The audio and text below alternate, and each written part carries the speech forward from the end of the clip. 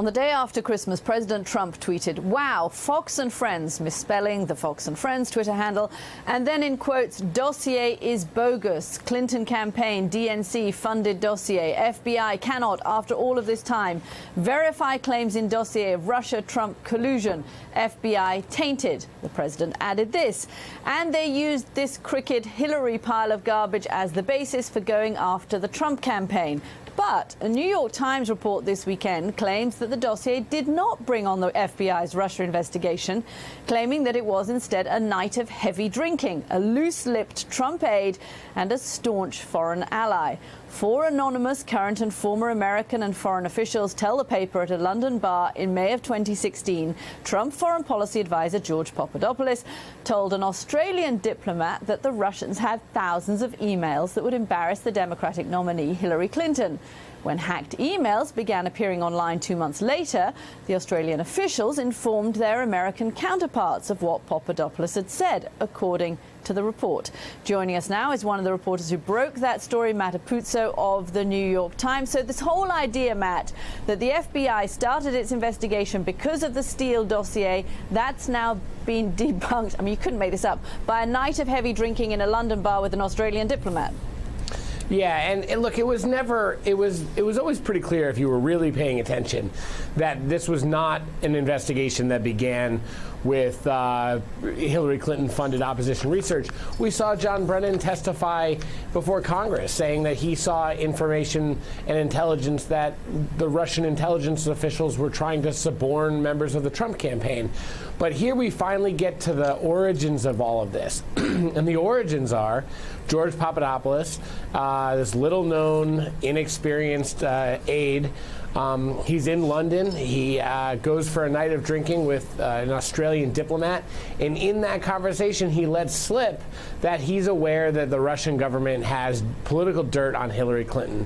And then when the emails start to come out a few months later, the Australians, a very close intelligence ally to the United States, they come to the FBI and they say, hey, we have something you should know. You put those two things together, both the hacking and the fact that it looks like the Trump campaign had inside information about it, and you can see why the FBI was so spun up. Matt, Elise Jordan here. The bizarre elements of this story, just, a night of drinking in London, a high-ranking Australian official, have overshadowed that in this story you have access to some previously undisclosed emails that show that the Russians were very proactive in pursuing a relationship with the Trump campaign. Could you talk about that? Yeah, and that was one of the things that was really remarkable to me. Reading these emails, what we now understand to be part of a Russian intelligence and a Russian, what's known as an influence campaign, seeing these emails to and from George Papadopoulos are really remarkable. We lay out in the story that at one point, this professor from Malta who's acting as an intermediary to the Russian government basically says, look, I'd like to come and travel with the Trump campaign. I would do I would basically be a surrogate, an unofficial surrogate for the campaign. And what I'd like to do is I'd like to get private briefings about campaign strategy and foreign policy. And you can see why that would be so valuable to a foreign government. I mean, basically asking for inside information from inside the campaign. I talked to one person who's a veteran counterintelligence person who said to me, look, we didn't get worried because we saw a lot of efforts by the Russians to make contact. That's what they do. That's their job. We got worried because it seemed to be working. Matt, this all happened in May of 2016, and so you'd have to believe that Papadopoulos would tell this to an Australian diplomat, but not to the Trump campaign officials for whom he was employed, in order to believe that there wasn't some kind of advanced knowledge by the campaign's top officials that this was going on behalf of Russia. Do you think that this also sheds any new light or puts into any new context that meeting at Trump Tower with Natalia Veselnitskaya, during which, or before which, Don Jr. was told this is all part of the quote-unquote campaign by the Russians to help your father, to which he really didn't seem to express any surprise?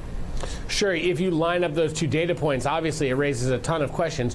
In the emails we've seen, we don't see any evidence that Papadopoulos told the Trump campaign, told his supervisors on the Trump campaign about the existence of these hacked emails. But you bring up a great question. If this was important enough that he would share it with an Australian diplomat, and George Papadopoulos was an ambitious guy, why wouldn't he have shared that with colleagues in the Trump campaign? But I mean, to be fair, we haven't seen evidence of that, and you can be sure that Bob Mueller, now that Papadopoulos is a cooperator, Bob Mueller is asking that question. Who else did you tell? Who else knew about that? Memo to political campaigns: don't hire people who get drunk in bars with Australian diplomats. They can be loose-lipped. The New York Times, Matt Apuzzo, thanks very much for coming on. And coming up, do we need to change the way that we talk about North Korea? The Washington Post's Eugene Robinson says yes, he's looking directly at some of America's top generals. That conversation next on Morning Joe.